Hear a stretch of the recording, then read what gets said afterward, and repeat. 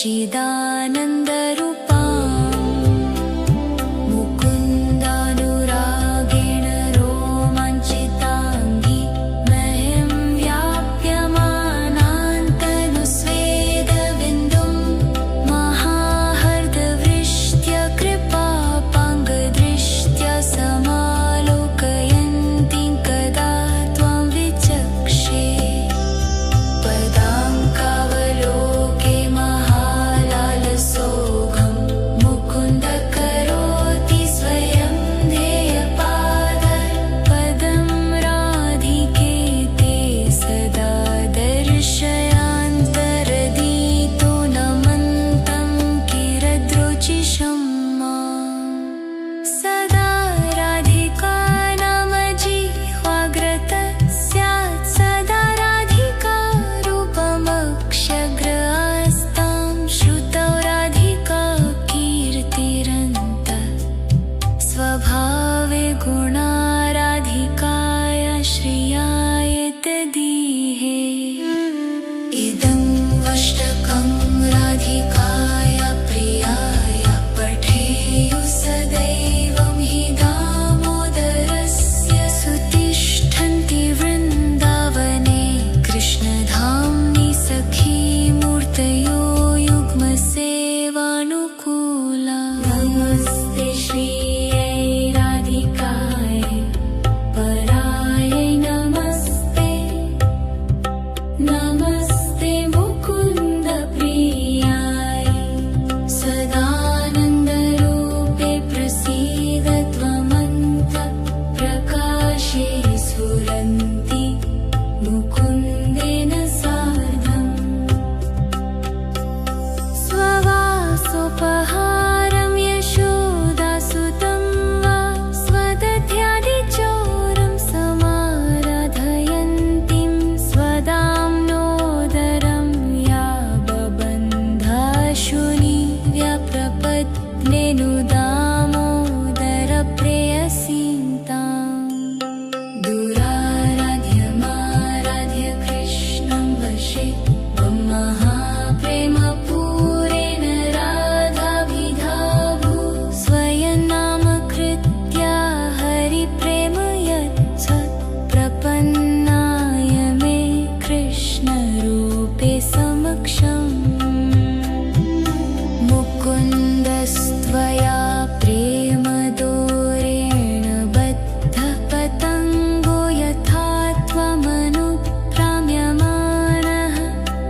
उपक्रीडयन् हार्दमेवानुगच्छन्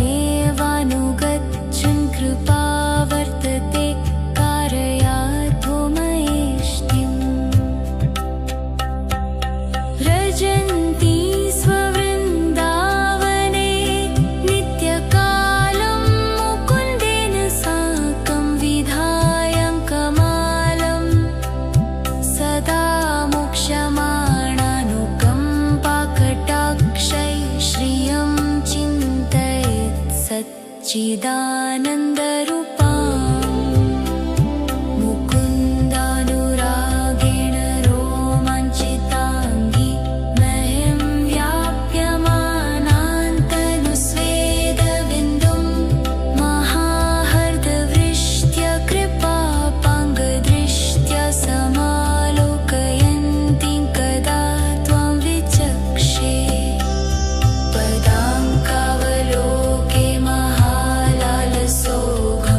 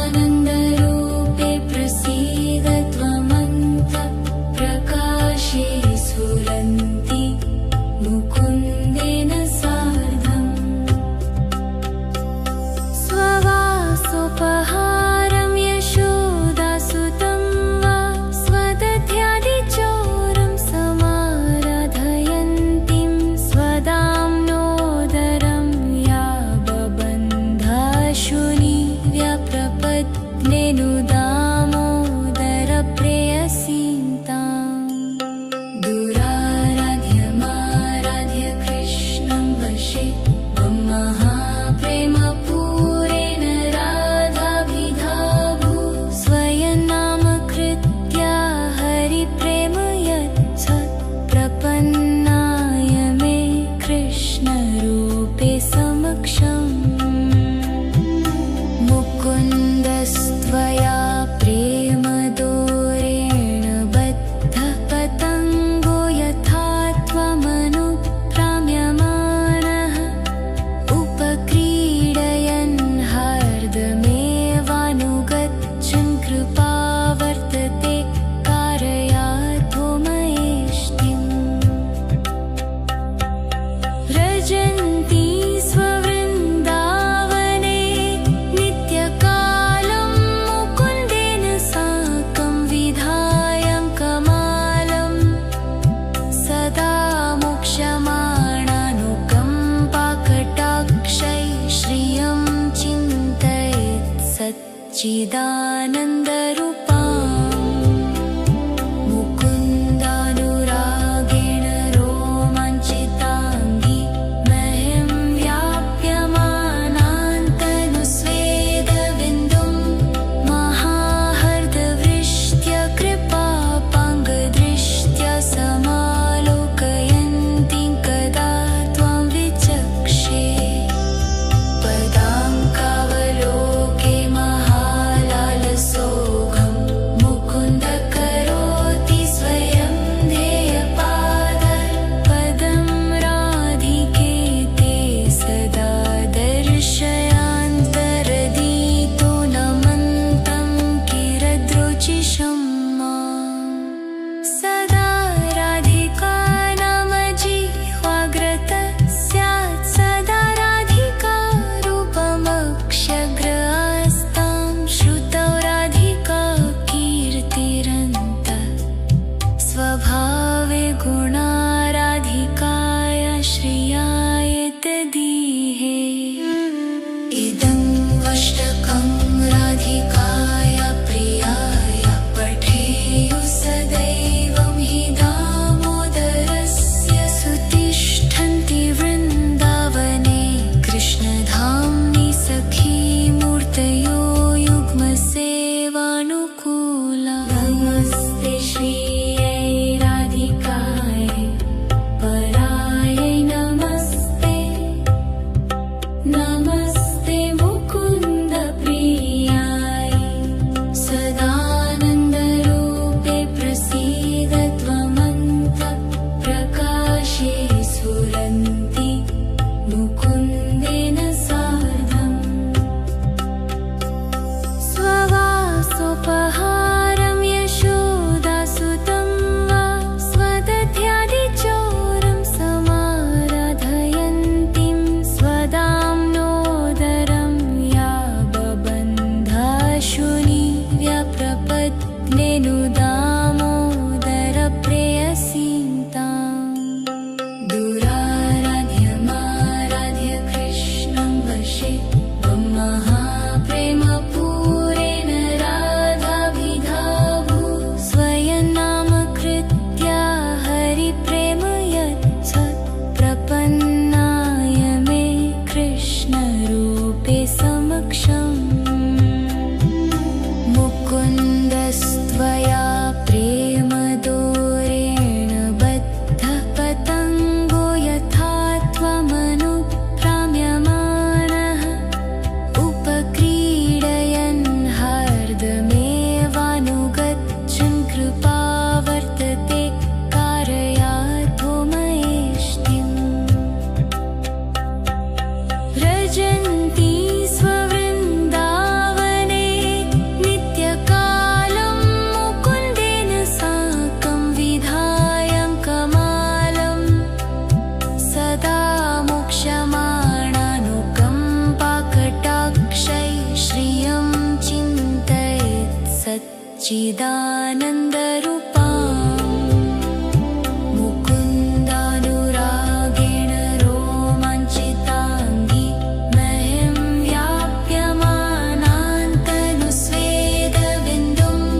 महाहर्दवृष्ट्या कृपापाङ्गदृष्ट्या समालोकयन्तीं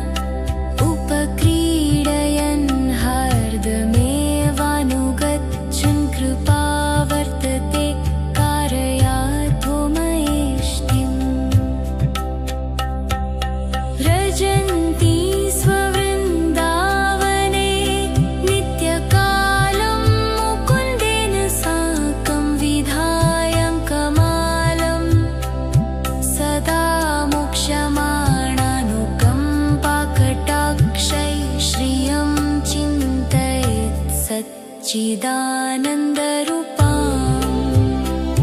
मुकुन्दानुरागेण रोमाञ्चिताङ्गी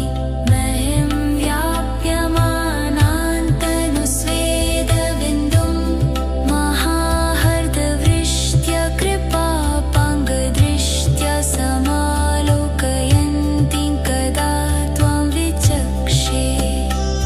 पदाङ्कावलोके महालालसोऽहं मुकुन्द करोति स्वयं ध्येयपाद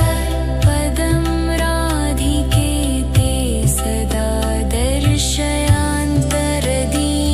नमन्तं किरदृचिषं माम् सदा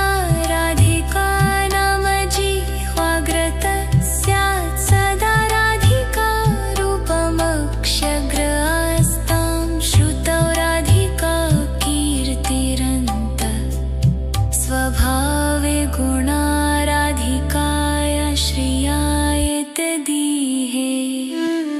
इदं वष्टकं राधिकाय प्रियाय पठेयुः सदैवं हि दामोदरस्य सुतिष्ठन्ति वृन्दावने कृष्णधाम्नि सखी मूर्तयो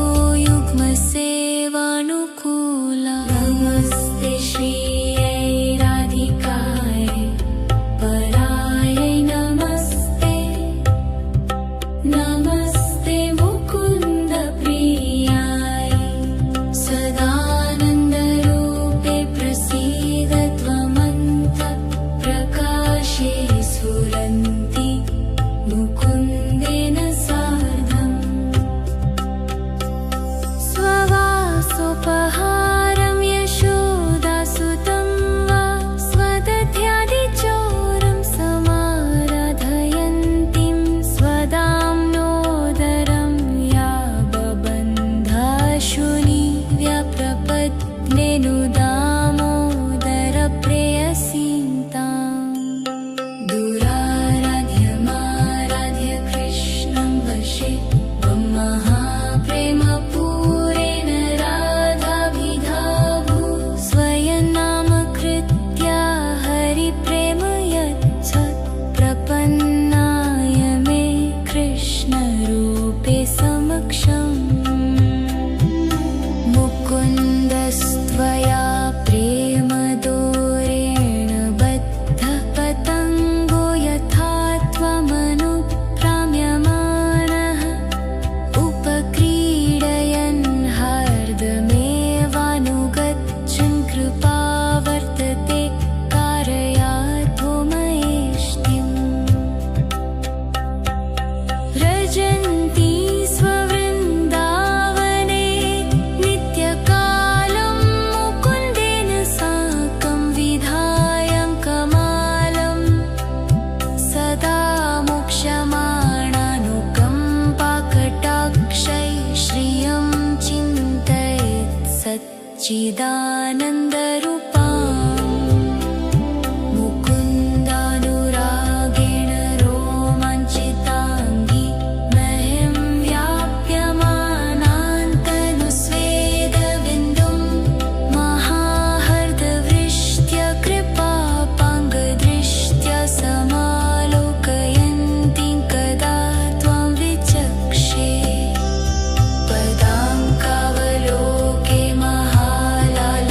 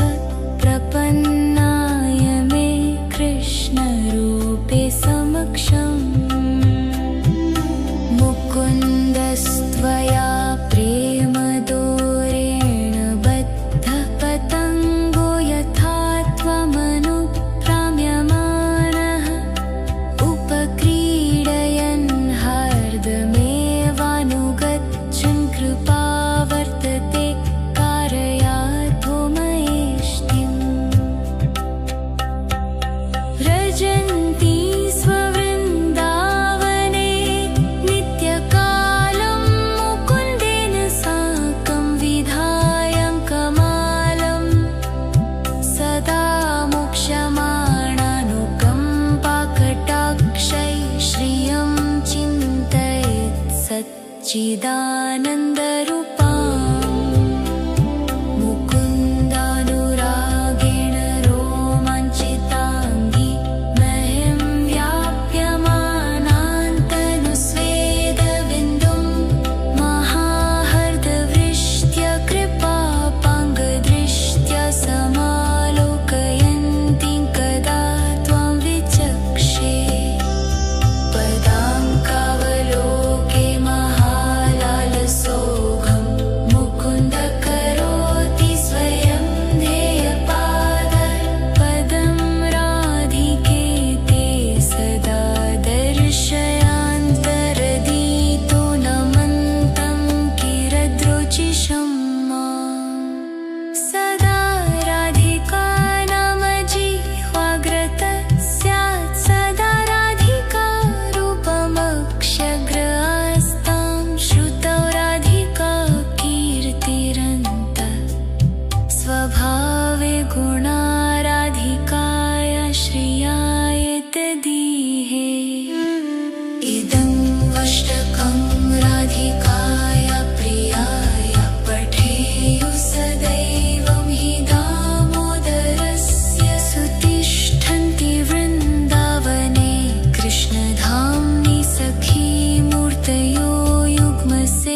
युग्मसेवानुकूला नमस्ते श्रियै राधिकाय परायै नमस्ते नमस्ते मुकुन्द प्रियाय सदानन्दरूपे प्रसीद त्वमन्त प्रकाशे स्फुरन्ति मुकुन्देन सार्धम् स्ववासोपहारं यशोदासुतं वा स्वदध्यादिचोरं समाराधयन्तीं स्वदाम्नोदरं या बबन्धाशुनि व्यप्रपत्नेनु दामोदरप्रेयसीं ताम् दुराराध्यमाराध्य कृष्णं वशे त्वं महाप्रेमपूरेण राधाभिधाभू स्वयं नामकृत्या हरिप्रेम यच्छत् प्रपन्नाय मे कृष्णरूपे समक्षम् मुकुन्दस्त्वया प्रेमदोरेण बद्धः पतङ्गो यथा त्वमनुप्राम्यमाणः उपक्रीडयन् हार्दमेवानुगच्छन् कृपा वर्तते कारयातो मयेष्टिम् व्रजन्ती स्ववृन्दावने नित्यकालं मुकुन्देन साकं विधायं कमालं सदा मोक्षमाणानुकम्पाकटाक्षै श्रियं चिन्तयेत् सच्चिदानन्दरूपाम् मुकुन्दानुरागेण रोमाञ्चिताङ्गी मह्यं व्याप्यमानान्तनुस्वेदबिन्दुं महाहर्दवृष्ट्या कृपापाङ्गदृष्ट्या समालोकयन्तीं कदा त्वां विचक्षे पदाङ्कावलोके महालालसोऽहं